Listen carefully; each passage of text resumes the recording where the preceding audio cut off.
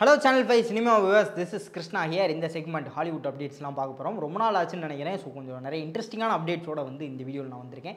என்னென்ன அப்டேட்ஸ் அப்படிங்கிறத மொத்தமாக பார்த்துடலாம். முதல் விஷயம், நம்ம சூப்பர் மேரியோ அப்படிங்கிற படம் வந்து ரிலீஸ் ஆயிருந்துச்சு. இந்த கேமோட அடாப்டேஷன் உண்மையிலேயே அவங்க நினச்சி பார்த்த அளவுக்கு பயங்கரமாகவே போயிருந்துச்சு அந்த படம் அப்படிங்கிற மாதிரி சொல்லலாம். ஒரு நல்ல ஹிட் அந்த ஒரு லிமிட்டுக்குள்ளே போயிடுச்சு. ஸோ அதுக்கான அடுத்தடுத்த பாகங்கள்லாம் வரும். அது இல்லாமல் டாங்கி காங்க்கு வந்து ஒரு தனியாக ஒரு செப்பரேட்டான படமே வரப்போகுது அப்படிங்கிற மாதிரிலாம் வந்து பேசப்பட்டு வந்த இந்த நிலையில் அதோட அடுத்த படத்துக்கான டைட்டில் அனௌன்ஸ்மெண்ட் வந்து வந்திருக்கு. அந்த டைட்டில் அனௌன்ஸ்மெண்ட் அனிமேஷனே பார்த்தோம்னா அவ்வளோ க்ளீனாக அவ்வளோ நீட்டாக உண்மையிலே சூப்பராக இருக்குது. ஆனால் அது என்ன படம் அப்படின்னு அவங்க அனௌன்ஸ் பண்ணப்பட்டது தான் இந்த சூப்பர் மேரியோ கேலக்ஸி அப்படின்னு சொல்லி டேரெக்டாக கேலக்ஸிக்கு போயிட்டாங்க. அதுக்கு முன்னாடி சொல்லப்பட வேண்டிய கேம் கதைகள்லாம் வந்து நிறைய இருக்குது. இருந்தாலும் கேலக்ஸி வந்து வேறு வேறு பிளானட்டில் நடக்கிற கதைகள், பயங்கரமான ஒரு அட்வென்ச்சர், அந்த வேர்ல்டு வந்து பயங்கரமாக இன்னும் எக்ஸ்பேண்ட் பண்ணக்கூடிய ஒரு பொட்டன்ஷியல் இருக்கக்கூடிய ஒரு கதை. டேரெக்டாக அதுக்கு ஜம்ப் ஆனது எதனால அப்படிங்கிறது தெரியல. இருந்தாலும் அதுவும் ஒரு சூப்பரான ஃபன்னான ஒரு கதை தான். அதுவும் கூடிய சீக்கிரம் வரப்போகும் அப்படிங்கிற ஒரு அப்டேட்டை இங்கே நான் சொல்லிக்கிட்டு, இப்போது டாங்கி காங் வந்து அந்த ட்ரெய்லர்லையோ இல்லை வேறு எங்கேயோ அந்த கேஸ்ட் அண்ட் க்ரூலையோ எங்கேயுமே வந்து நம்ம பார்க்கல. ஸோ டாங்கி காங்க்கு தனியாக ஒரு படம் வரப்போகுதுன்னு சொல்லி இவங்க பேசிக்கிட்டு இருந்தாங்களே, அதுக்கு ஓரளவுக்கு கன்ஃபார்ம், ஒரு 80% கன்ஃபார்ம் அப்படிங்கிற மாதிரி இப்போ பரவலாக பேசப்பட்டு வருது. நீங்கள் என்ன நினைக்கிறீங்க? அந்த கேரக்டர் உங்களுக்கு பிடிச்சிருந்துச்சா? படம் வரணுமா வரலையா? சூப்பர் மேரியோ படத்துக்கு நீங்கள் எவ்வளோ அவளோட இருக்கீங்க அப்படிங்கிறதையும் வந்து கீழே கமெண்ட்டில் சொல்லிடுங்க. இதை தாண்டி அப்படியே இந்த பக்கம் வந்தீங்க அப்படின்னா, மோர்ட்டல் காம்பேக்ட்டுக்கான லைவ் ஆக்ஷன் வந்து அதோட பார்ட் 2 வரப்போகுது அப்படிங்கிற மாதிரி சொல்லிட்டு இருந்தோம் இல்லையா? அதே மாதிரி ஸ்ட்ரீட் ஃபைட்டர் அப்படிங்கிற அந்த கேமுக்கான லைவ் ஆக்ஷன் அடாப்டேஷனும் வந்து வரப்போகுது அப்படிங்கிற மாதிரி அந்த கேஸ்ட் அண்ட் க்ரூ எல்லாமே வந்து ரிவீல் பண்ணியிருக்காங்க. ரீசெண்டாக நம்ம மதராசி படத்தில் வில்லனாக பார்த்துருந்தோம் இல்லையா, வித்யுத் ஜாம்வால், அவரையும் வந்து இந்த இந்தியன் பேஸ் பண்ண ஒரு ஃபைட்டராக, ஸ்ட்ரீட் ஃபைட்டராக வந்து ஆட் பண்ணியிருக்காங்க. அவரும் கேஸ்டிங்கில் ஒரு ஹாலிவுட் படத்தில் ஆக்ட் பண்ணுறதுக்கான கேஸ்டிங்குள்ளே போயிட்டார். ஸோ ஒரு சூப்பரான கேஸ்டிங். படம் எந்த மாதிரி வரப்போகுது அப்படிங்கிறதுல நான் பயங்கர அவளோட இருக்கேன். நீங்கள் இந்த கேஸ்டிங்கை பற்றி என்ன நினைக்கிறீங்க அப்படிங்கிற உங்களுடைய தாட்ஸ் அண்ட் விஷயம் கீழே கமெண்ட் பண்ணுங்கள். அப்படியே மார்வல் அண்ட் டிசி பற்றி பேசவே மாற்றியவனே அப்படின்னு சொல்லி கேட்டிங்க அப்படின்னா, கொஞ்சம் அப்டேட்ஸ் கம்மி தான். ஒரு சேடான இல்லை கொஞ்சம் குழப்பலான ஒரு அப்டேட் வந்து இருக்குது. என்ன அப்படின்னு பார்த்தீங்கன்னா, நம்ம கிளேஃபேஸ், அது அந்த படத்தோட ப்ரொடக்ஷன் வந்து பயங்கரமாக போய்கிட்டு இருக்கு இல்லையா, ஷூட்டிங். அந்த செட்டில் ஒரு பேட்மேன் சிம்பிள் வந்து பார்த்த மாதிரியான ஒரு செட்பிக் வந்து லீக் ஆகிக்கிட்டு இருக்கு. இதெல்லாம் பார்த்த ஃபேன்ஸ் வந்து அது எந்த பேட்மேன் சிம்பிள் அப்படிங்கிறதான் இங்கே குழப்பமே. அது என்னென்னா, நம்ம மேட்ரிக்ஸோட பேட்மேன் இருக்குது இல்லையா, அந்த பேட்மேனோடைய சிம்பிள் வந்து அந்த இடத்துல இருந்திருக்கு அப்படிங்கிற மாதிரி அந்த செட்பிக் லீக் ஆகிட்டு இருக்கும்போது, அப்போ மேட்ரிக்ஸோட பேட்மேன் தான் வந்து டிசியூக்குள்ளே இருக்காரா அப்படிங்கிற மாதிரி ஒரு பேச்சு வந்து போய்கிட்டு இருக்கு. ஏன்னா இந்த கிளேஃபேஸ் நடக்கிறது வந்து நம்ம ஜேம்ஸ் கன்னோடைய டிசியூ யூனிவர்ஸ்குள்ளே. அப்போது டிசியூ யூனிவர்ஸோட ஃபஸ்ட்டு படமாகவே இந்த கிளேஃபேஸ் தான் இருக்க போகுது. அதாவது அவ்வளோ முன்னாடி நடக்குது அப்படிங்கும்போது அப்போயே இந்த பேட்மேன் வந்து அங்கே இருக்காரா அப்படிங்கிற மாதிரி ஃபேன்ஸ் மத்தியில் நிறைய தியரிஸ் பேச்சுக்கள்லாம் போயிட்டு இருக்கும்போது, ஜேம்ஸ் கன்னே உள்ளே வந்து இல்லை நாங்கள் வந்து அந்த மாதிரி ஒரு பிளானே கிடையாது, மேட்ரிக்ஸ் பில்ட் பண்ணிக்கிட்டு இருக்கிறது தனியாக அவரோட ஒரு யூனிவர்ஸ், அது வந்து கிரவுண்டடாக இருக்கும்.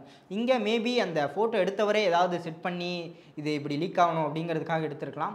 அப்படி இல்லைனா வந்து இது அந்த இடத்துல வேறு ஒரு பேட்மேன் சிம்பிள் வரணும், அதை நம்ம சிஜியில் மாற்றிக்கலாம் அப்படிங்கிற ரெஃபரன்ஸ்க்காக வந்து இவங்க இந்த சிம்பிள் யூஸ் பண்ணியிருக்கலாம். நான் பார்த்த வரையும் அப்படி ஒரு ஐடியாவே எங்களுக்கு கிடையாது அப்படிங்கிற மாதிரி போட்டு உடச்சிருக்காரு. இருந்தாலும் ஃபேன்ஸ் மத்தியில் வந்து இவங்க இதை ஒரு பப்ளிசிட்டி ஸ்டண்ட்டாக வந்து பண்ணியிருப்பாங்களோ அப்படிங்கிற ஒரு கேள்வியும் வந்து எழும்புது. ஸோ என்னங்கிறது தெரியல. கிளேஃபேஸ் வந்து முழுக்க ஒரு ஹாரர் படமாக வந்து வரப்போகுது அப்படிங்கிற மாதிரியும் வந்து முன்னாடியே கன்ஃபார்ம் பண்ணியிருந்தாங்க. அது எந்த மாதிரி அப்படின்னா, நம்ம சப்ஸ்டன்ஸ் படம் வந்து இப்போ ரீசெண்டாக ரிலீஸ் ஆகிடுச்சு இல்லையா, ஒரு பாடி ஹாரர் அப்படிங்கிற மாதிரி. அந்த மாதிரி அவங்க அந்த கிளேஃபேஸோட பாடியை வந்து எப்படி அவர் அடாப்ட் பண்ண போய் அது மூலமாக அவர் கிளேஃபேஸாக மாறுறாரு அப்படிங்கிற மாதிரியான ஒரு பாடி ஹாரர் டோனை தான் வந்து நாங்கள் இந்த படத்துக்கு எடுக்க போகிறோம் அப்படிங்கிற மாதிரி வந்து சொல்லப்பட்டு வருது. நீங்கள் சப்ஸ்டன்ஸ் படம் பார்த்துருந்தீங்கனாலே அது ஒரு என்ன சொல்கிறது, ஒரு ஆர்டிஸ்டிக் ஸ்டைலில் தான் போயிருக்கும். அந்த ஃப்ரேம்ஸ், ஸ்ட்ரக்சர் எல்லாமே வந்து இந்த படமும் அந்த மாதிரியான ஒரு அப்ரோச்சில் தான் இருக்க போகுது அப்படிங்கிற மாதிரி ஜேம்ஸ் கன் கன்ஃபார்ம் பண்ணியிருந்தார். இது ஒரு ரொம்ப நல்ல விஷயம் அப்படிங்கிற மாதிரி நான் நினைக்கிறேன். ஏன்னா மார்வல் பக்கம் பார்த்தீங்க அப்படின்னா ஃபுல் அண்ட் ஃபுல் ஒரே ஜானர் ஆஃப் படங்கள் மட்டும்தான் வந்து வந்துகிட்டு இருக்கும். இந்த குழந்தைகளுக்கு ஏற்ற மாதிரி ஃபன்னாக, கலர்ஃபுல்லாக அந்த மாதிரியான ஒரு டார்க் டோன்லையோ ஆர் ரேட்டட் இப்போ தான் கொஞ்சம் கொஞ்சமாக மார்வல் வந்து வந்துகிட்டு இருக்காங்க. டிசி அதை முன்னாடி இருந்தே பண்ணிகிட்டு இருக்கவங்க தான். இப்போது கரெக்டாக ஒரு யூனிவர்ஸ் பில்ட் பண்ணி அந்த யூனிவர்ஸ்குள்ளே நீங்கள் சூப்பர்மேன் எடுத்துக்கிட்டிங்கன்னா ஃபுல் அண்ட் ஃபுல் அது குழந்தைகள் பார்க்கக்கூடிய ஒரு படம் அப்படிங்கிற மாதிரி கலர்ஃபுல்லாக பயங்கர ஃபன்னாக சூப்பராக இருக்கும். இந்த பக்கம் அதே அப்பயே அதுக்கு அடுத்தே வந்து பீஸ் மேக்கர் பார்த்தீங்க அப்படின்னா அது நியூடிட்டிலாம் வச்சு பயங்கர ஆர் ரேட்டடாக ரத்தம் தெறிக்க கொடுத்துருந்தாங்க. இப்போ அதுக்கு அடுத்து வர கிளேஃபேஸ், அதே யூனிவர்ஸ்குள்ளே வர கிளேஃபேஸ் பார்த்தீங்கன்னா ஒரு ஹாரர் படம், அதுவும் சப்ஸ்டன்ஸ் மாதிரியான ஒரு ஹாரர் படம் அப்படிங்கும்போது இந்த ஜானர் ஜம்ப், ஒவ்வொரு ப்ராஜெக்ட்டுக்குமான ஜானர் ஜம்ப் டிசிக்குள்ளே இருக்கணும். இதுதான் டிசியோட ஸ்பெஷாலிட்டி அப்படிங்கிறது வந்து நான் நினைக்கிறேன். ஸோ சூப்பராக இந்த யூனிவர்ஸை வந்து பில்ட் பண்ணுவாங்க அப்படின்னு சொல்லிட்டு என்னோட நம்பிக்கை இருக்குது. இதுக்கப்புறம் பேட்மேன் 2க்குள்ளே வந்தோம் அப்படின்னா, பேட்மேன் 2 இன்னும் கொஞ்சம் டிலே ஆகிறதுக்கான வாய்ப்புகள் நிறைய இருக்குது அப்படிங்கிற மாதிரி பேசப்பட்டு வருது. அப்படி இருந்தாலும் அந்த பேட்மேன் 2 ஃபர்ஸ்ட் பார்ட்டோட நாங்கள் இதை பெட்டராக பண்ணுவோம் அப்படிங்கிற மாதிரி அந்த ஹீரோ வந்து இப்போ தெரிவிச்சிருக்காரு. கண்டிப்பாக நீங்கள் ஒரு பெட்டரான பேட்மேனை வந்து இந்த 2 படத்தில் பார்ப்பீங்க. பயங்கர கிரவுண்டடாக, பயங்கர ரூட்டடாக, சூப்பரான ஒரு எக்ஸ்பீரியன்ஸை உங்களுக்கு தர்றதுக்காக நாங்கள் வெயிட் பண்ணிக்கிட்டு இருக்கோம் அப்படிங்கிற மாதிரி ராபர்ட் பேட்டிசன் சொல்லியிருக்க இந்த நிலையில் பேட்மேன் ஃபேன்ஸ் எல்லாருமே வந்து ஓகே, எப்போ எவ்வளோ லேட்டாக வேணால் கொடுங்க, ஆனால் சூப்பரான ஒரு படம் வந்து கொடுத்துருங்க அப்படிங்கிற ஒரு சாட்டிஸ்ஃபேக்ஷனில் இருக்காங்க. இதுடன் டிசியோட அப்டேட்ஸ் வந்து முடிவடைகிறது. அப்படியே நம்ம மார்வல் கிட்ட போனோம் அப்படின்னா, இந்த ஜப்பானில் வந்து அவெஞ்சர்ஸ் டூம்ஸ்டேக்கான ஒரு சின்ன ஈவெண்ட் வந்து நடந்திருக்கு. ப்ரொமோஷன் ஈவெண்ட் அப்படிங்கிற மாதிரி வச்சுக்கோங்களேன். அதில் இந்த டூம்ஸ்டே பற்றின ஒரு இன்ட்ரெஸ்டிங்கான லைட் ஷோலாம் வந்து காட்டப்பட்டிருக்கு. அதில் டூமோட ஒரு அஃபிஷியல் லுக் அப்படிங்கிற மாதிரி சொல்லலாம், ஃபஸ்ட் லுக் அப்படிங்கிற மாதிரி எடுத்துக்கலாம். அந்த ஒரு லுக்கு வந்து காட்டியிருக்காங்க. ஆர்மர் அப்பா இப்படி தான் வந்து இருக்க போகிறாரு அப்படிங்கிற மாதிரி பார்க்கும்போது ஒரு மிடிவல் பீரியட் அந்த மாதிரியான ஒரு லுக்காக இருக்குது. நம்ம ஆல்ரெடி லீக்கான கான்செப்ட் ஆர்ட்ஸ் இப்படி தான் இருக்க போகுது டூம்ஸ்டே அப்படிங்கிற மாதிரி ஒரு தியரிஸ்லாம் போய்கிட்டு இருந்துச்சு. அதெல்லாம் வந்து பேசியிருந்தோம். அதில் பார்த்தீங்கன்னாலும் இந்த கதை வந்து ஒரு மிடிவல் ஏஜில் தான் வந்து நடக்க போகுது, அந்த மிடிவல் பீரியடில் தான் நடக்க போகுது அப்படிங்கிற மாதிரியான ஒரு விஷயங்கள்லாம் கான்செப்ட் ஆர்ட்ஸ்லாம் லீக் ஆயிடுச்சு. அதை கன்ஃபார்ம் பண்ணுற விதமாக தான் வந்து இந்த ஆர்மடப்டான லுக் இருக்குது. பார்க்கும்போது உண்மையிலேயே சூப்பராகவே இருக்குது. பரவாயில்ல, நீட்டாக பண்ணியிருக்காங்க அப்படிங்கிற மாதிரி. இது இன்னொரு விஷயம் என்னென்னா, இந்த டூம் வந்து ஒருத்தரோட எலும்பு பிடுங்கி எரியிற மாதிரியான ஒரு சீனும் விஷுவல்ஸும் வந்து காட்டப்பட்டிருக்கு. இது எல்லாமே அஃபிஷியலான விஷுவல்ஸ். ஸோ இது யாராக இருக்கும்? ஆக்சுவலாக காமிக்கில் இதே மாதிரி ஒரு பேனல் இருக்குது. அதில் என்னென்னு பார்த்தீங்கன்னா, நம்ம தானோஸோடைய முதுகெலும்போடு சேர்த்து அந்த ஸ்கெலிட்டனை பிடுங்கி எறிவார் டூம். ஸோ அந்தளவுக்கு ஈக்குவல் பவர்ஃபுல்லாக நம்ம இந்த டூமே காட்டணும் அப்படின்னு நினச்சாங்களோ என்னமோ, அந்த ஒரு பேனலை ரீக்ரியேட் பண்ணுறதுக்கான வாய்ப்புகள் நிறைய இருக்குது. ஆனால் அது எப்போ பண்ணுவாங்க, யாரோட முதுகெலும்பு அது அப்படிங்கிறதா இங்கே கேள்வி. என்னோட கெஸ்ஸிங் என்ன, இது மட்டும் இல்லாமல் ஆடியன்ஸோட பரவலான கெஸ்ஸிங் என்ன அப்படின்னா, அது கேங்கோட முதுகெலும்பாக தான் இருக்கும் அப்படிங்கிற மாதிரி சொல்லப்பட்டு வருது. ஏன்னா கேங்கை வந்து கேங் டைனசிட்டியில் பயங்கரமான ஒரு வில்லனாக வந்து புஷ் பண்ணணும் அப்படிங்கிறதா மார்வலோட ஐடியா. அது ஃபெயிலியராக போன இந்த நிலையில் கேங்கை வச்சு டாக்டர் டூமை வந்து ரொம்ப பவர்ஃபுல்லாக காட்டலாம் அப்படிங்கிற ஒரு ஐடியாவுக்குள்ளே மார்வல் வந்தாங்களோ இல்லையோ அப்படிங்கிற ஒரு பேச்சு வந்து போய்கிட்டு இருக்கு. ஸோ பார்ப்போம், அது கேங்கா இல்லை தானோஸா யார் அப்படிங்கிறது.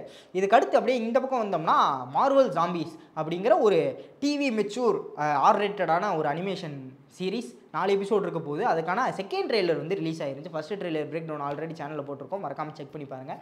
செகண்ட் ட்ரெய்லர் வந்து ரிலீஸ் ஆயிருக்கு. செகண்ட் ட்ரெய்லரும் அதே மாதிரி பயங்கரமாக ரத்தம் தெறிக்க இருக்குது. நம்ம பார்க்காத நிறைய இன்ட்ரெஸ்டிங்கான சீன்ஸ்லாம் வந்து ஆட் பண்ணியிருக்காங்க. முக்கியமாக நான் சொல்லணும்னு நினச்ச சீன், நம்ம ஸ்ட்ராம் பிரேக்கரை ஸ்பைடர்மேன் தூக்கி கேரி பண்ணி எறிவார் நம்ம தானோஸ் மேலே, அதுவும் போய் நெஞ்சில் தான் விழுகுது அப்படிங்கிற மாதிரி. ஸோ இந்த சீன் எனக்கு இன்னும் கொஞ்சம் இன்ட்ரெஸ்ட் தூண்டுது. ஆஹா, என்ன நடக்க போகுது, இந்த ஃபைட்லாம் பயங்கரமாக இருக்கே அப்படிங்கிற மாதிரி.